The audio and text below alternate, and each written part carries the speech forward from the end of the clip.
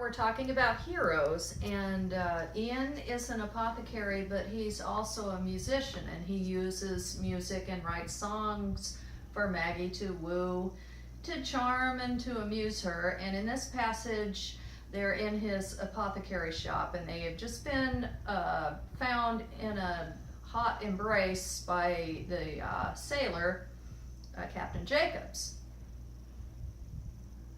"I tell you, I didn't come here to watch the two of you cavorting like two pigs in heat," he rasps. "Just got in yestermorning myself." Maggie opened her mouth, but only air came out. "What can I do for you?" Ian motioned for the fisherman as Maggie gathered the necessary supplies for her rounds. "Come to the counter, man, and I'll take care of you. Me bones ache something fierce since I woke this morn. Let me see if I can find you something to ease your pain a bit."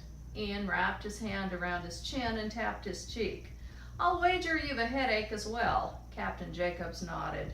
"Show me a sailor whose head's not pounding after the long journey, and I'll show you." "Oh!" He opened a drawer and pulled out a vial.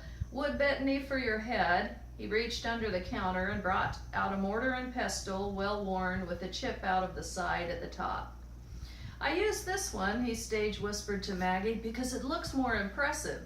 He ground the wood betony, put a teaspoonful into a glass of water. The captain harumphed. "Why drink water when there's wine or ale, young fool?" "Well then," Ian grinned and handed the packet to the old man.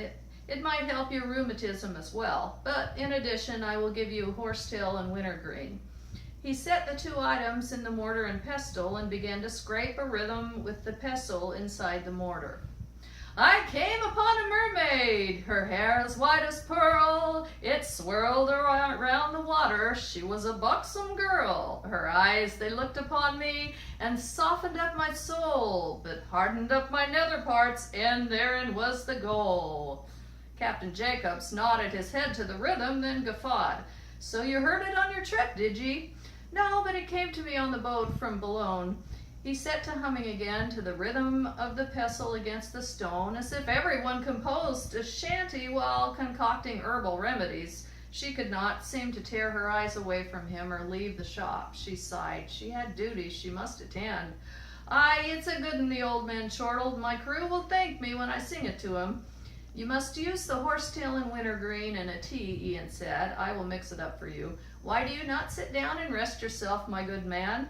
I'll fetch you a cup of ale. Your remedy will take a bit of time." He guided Captain Jacobs to one of the chairs lining the wall, gave him his ale, and met Maggie in the doorway to their private living area.